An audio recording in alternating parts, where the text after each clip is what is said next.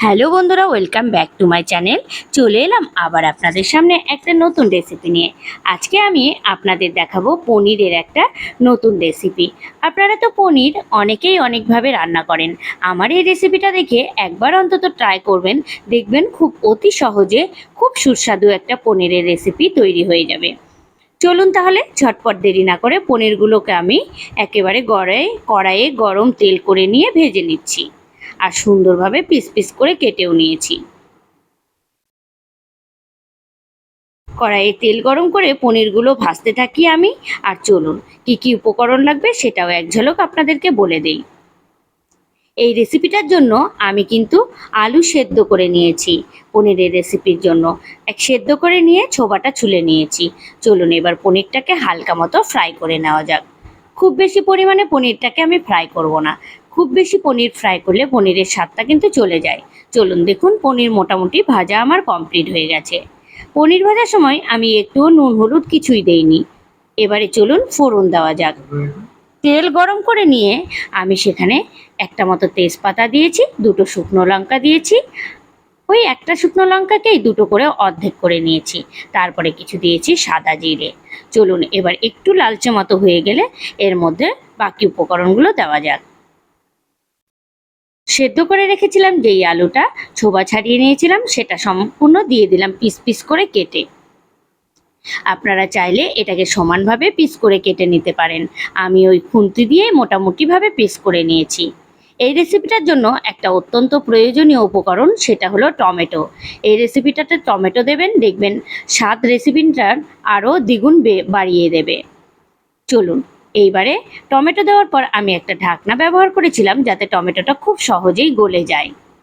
কিছু নুন দিয়ে দিলাম স্বাদ মতো অবশ্যই। তারপরে দিয়ে দিচ্ছি কিছু হলুদ স্বাদ মতো।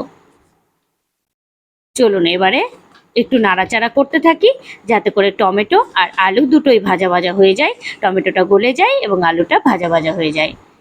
এই রেসিপিটা তৈরি করার সময় অবশ্যই একটা ঢাকনা বারবার ব্যবহার করবেন, তাহলে দেখবেন খুব তাড়াতাড়ি টমেটোটা গলে যাবে। আর যেহেতু একটু পরিমাণে নুন দিয়ে দিয়েছি আমি, তাই টমেটো আরও তাড়াতাড়িভাবে গলে যাবে। চলুন এবারে সুন্দরভাবে আমি নাড়াচাড়া করতে থাকি ওই 2-3 মিনিটের মতো, অবশ্যই হালকা আছে।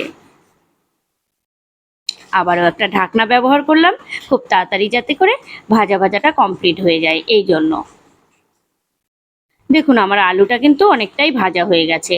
এবারে আমি কিছু মশলা করে নিয়েছি, আপনাদের বলে দেই কি কি মশলা এর মধ্যে দেব আমি। এর মধ্যে দেব কিছু আদা জিরে এবং শুকনো লঙ্কার পেস্ট। এর মধ্যে কিন্তু আমি পেঁয়াজ রসুন বা অন্যান্য কোনো মশলা অ্যাড করব না। এই রেসিপিটার জন্য এইটুকু মশলাই যথেষ্ট। চলুন এবার মশলা ধুয়ে কিছু একটুখানি মশলার গা ঘেঁষে জল দিয়ে দিই, তাহলে সবজিটা কষতে খুব ভালো হবে। এবারে সবজিটাতে জল দিয়ে কষানো খুব ভালোভাবে কমপ্লিট হবে দেখবেন, তাহলে মশলাটাও গায়ে গায়ে লেগে যাবে না কড়াইয়ে, আর খুব তাড়াতাড়ি মশলা কষাও কমপ্লিট হয়ে যাবে। টমেটোগুলো দেখুন খুব ভালোভাবে সেদ্ধ হয়ে এসেছে এবং আলুর সঙ্গে মশলাটাও খুব ভালোভাবে মিশিয়ে গেছে। এবারে রেসিপিটা শুরুতে আমি কিন্তু খুব একটা তেল ব্যবহার করিনি। হ্যাঁ, আমি একটুখানি এর মধ্যে তেল দেব। চলুন একটুখানি সর্ষের তেল আমি অ্যাড করি।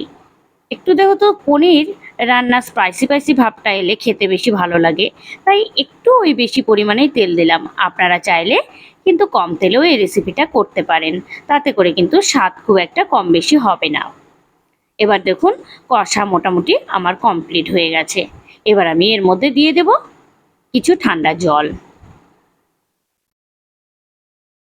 খুব সুন্দরভাবে কষাতে কষাতেই একটা গন্ধ ছেড়ে দিয়েছে, বেশ ভালো লাগছে। মনেই হচ্ছে খুব সুন্দর হবে রান্নাটা। চলুন এবার জলটা অ্যাড করা যাক। যে যেরকম গ্রেভি খাবেন ঠিক সেইভাবে কিন্তু জলটা অ্যাড করবেন। মনে রাখবেন যেহেতু সেদ্ধ করা আলু দিয়েছেন, তাই গ্রেভিটা পরে যখন ঠান্ডা হবে তখন কিন্তু অনেকটাই জমাটবদ্ধ হয়ে যাবে, তাই একটু চাইলে বেশি পরিমাণেও ঝোলটা রাখতে পারেন।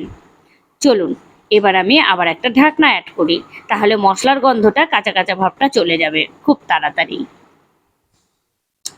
কিছুক্ষণ বাদে আমি তুলে নিচ্ছি। ঝোল কিন্তু ফুটতে শুরু করে দিয়েছে টকবক টকবক করে। এবারে চলুন, ঝোলটা লালচে মতো ভাব চলে এসেছে। এবার আমি একটু নাড়াচাড়া করে নেই, তারপরে ভেজে রাখা পনিরগুলো এর মধ্যে অ্যাড করে দিই।